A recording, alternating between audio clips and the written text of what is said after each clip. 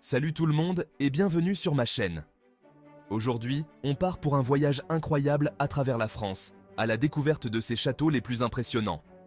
On va se plonger dans l'histoire, admirer l'architecture et s'imaginer vivre dans ces lieux chargés de secrets.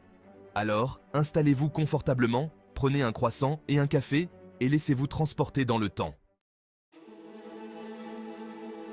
On commence en beauté avec le château de Chambord, un véritable fleuron de la Renaissance française.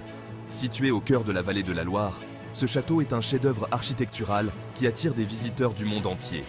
Construit au XVIe siècle, il est le plus grand château de la Loire et l'un des plus reconnaissables grâce à son style unique et ses dimensions impressionnantes. Imaginez 440 pièces, 365 cheminées et une silhouette tellement grandiose qu'on la repère de loin. Chaque pièce raconte une histoire, chaque cheminée est une œuvre d'art en soi. Le château est entouré d'un immense parc forestier de plus de 5000 hectares, ce qui en fait l'un des plus grands parcs clos d'Europe. Chambord, c'est l'ambition démesurée de François Ier, qui voulait en faire un symbole de son pouvoir. Ce roi visionnaire a voulu créer un palais qui reflète sa grandeur et son amour pour l'art et l'architecture. François Ier a invité les meilleurs artisans et architectes de son temps pour réaliser ce projet monumental. Et comment ne pas parler de son escalier à double hélice ? Cet escalier est l'une des caractéristiques les plus fascinantes du château.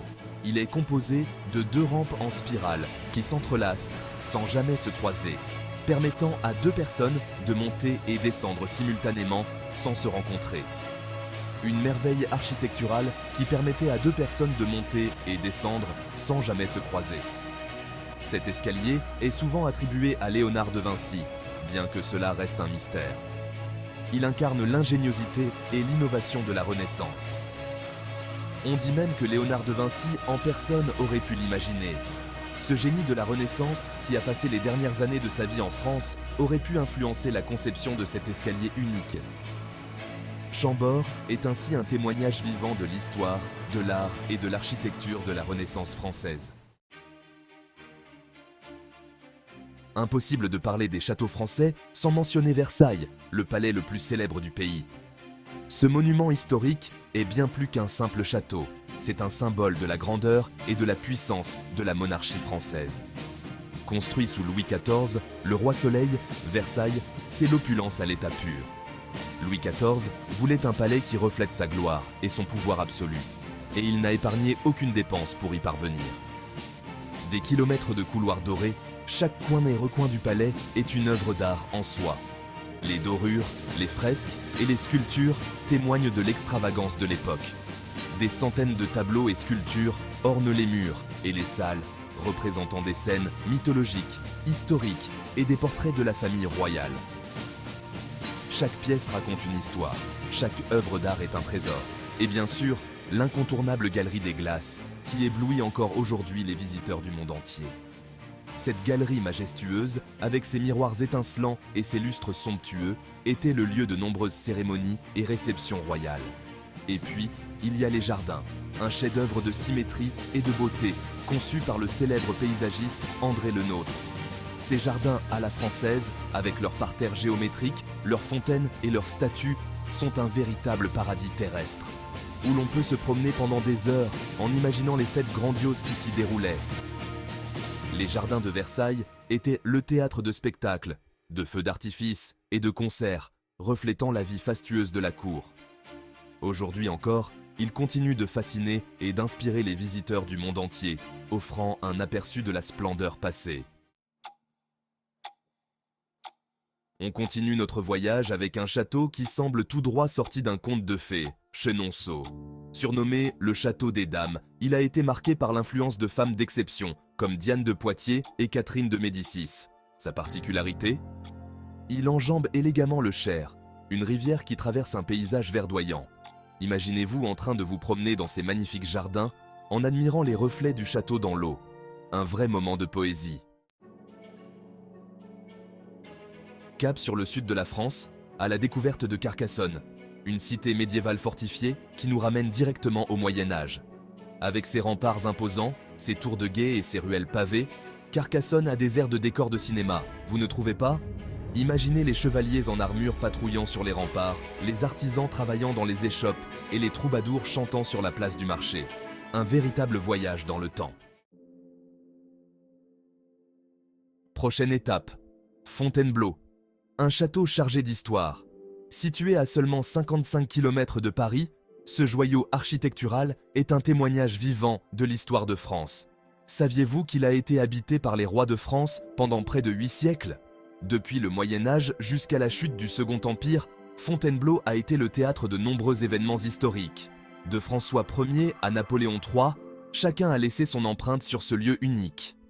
François Ier a transformé le château en une résidence royale de la Renaissance, tandis que Napoléon III a modernisé certaines parties du domaine. On peut s'y promener pendant des heures en découvrant ses différentes cours intérieures, ses appartements royaux et ses magnifiques jardins. Les jardins, conçus par des paysagistes renommés, offrent une vue imprenable et une atmosphère paisible.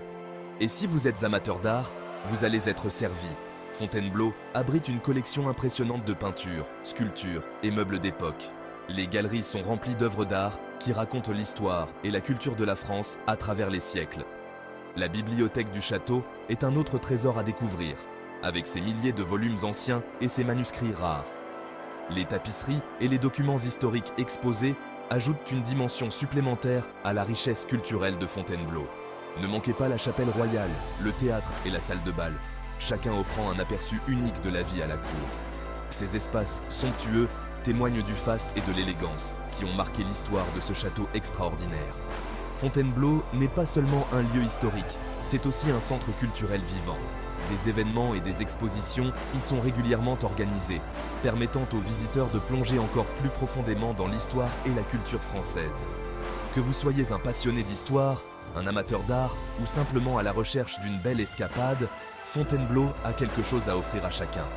Des visites guidées et des programmes éducatifs sont disponibles pour enrichir votre expérience et vous faire découvrir tous les secrets de ce lieu fascinant. On continue notre périple dans la vallée de la Loire, direction Amboise, un château perché sur une colline qui domine le fleuve. C'est ici que François Ier a passé son enfance, et c'est aussi ici que Léonard de Vinci a passé les 3 dernières années de sa vie. Imaginez le génie italien travaillant sur ses inventions dans ce cadre majestueux. Aujourd'hui, on peut d'ailleurs visiter le Clos Lucé, la demeure de Léonard de Vinci, située à quelques pas du château. Préparez-vous à en prendre plein la vue avec Pierrefonds, un château qui semble tout droit sorti d'un conte de fées. Détruit pendant la Révolution française, il a été entièrement restauré au XIXe siècle par Viollet-le-Duc, le célèbre architecte qui a également travaillé sur Notre-Dame de Paris. Le résultat est impressionnant. Tours imposantes, toits pointus, gargouilles grimaçantes. Pierrefonds est un véritable chef-d'œuvre du style néo-gothique. Si vous êtes passionné par les jardins, vous allez adorer Villandry. Ce château est célèbre pour ses jardins Renaissance, organisés en terrasse et décorés de motifs géométriques. On y trouve un potager, un jardin d'eau, un jardin d'ornement, un véritable régal pour les yeux. Promenez-vous dans les allées, admirez les couleurs et les parfums des fleurs et laissez-vous charmer par la beauté du lieu. On termine notre voyage en beauté avec le Mont Saint-Michel, un lieu unique au monde. Imaginez une île rocheuse, battue par les marées, sur laquelle se dresse une abbaye médiévale. Le spectacle est tout simplement magique. On peut visiter l'abbaye, se promener dans les ruelles escarpées du village et admirer la baie qui s'étend à perte de vue. Un conseil, allez-y au coucher du soleil, le spectacle est inoubliable. On conclut notre périple avec Azay-le-Rideau, un château élégant et raffiné, situé au cœur d'un parc romantique. Construit sur une île au milieu de l'Indre, il semble flotter sur l'eau. Admirez ses façades richement décorées, ses tourelles et ses lucarnes, et laissez-vous charmer par l'atmosphère paisible du lieu. Un dernier arrêt parfait pour conclure notre voyage au pays des châteaux. Voilà, notre voyage à travers les châteaux les plus impressionnants de France touche à sa fin. J'espère que ça vous a plu autant qu'à moi. N'hésitez pas à me dire dans les commentaires quel château vous a le plus impressionné et si vous en avez d'autres à me conseiller. En attendant, abonnez-vous à ma chaîne pour ne manquer aucune de mes prochaines aventures. À bientôt.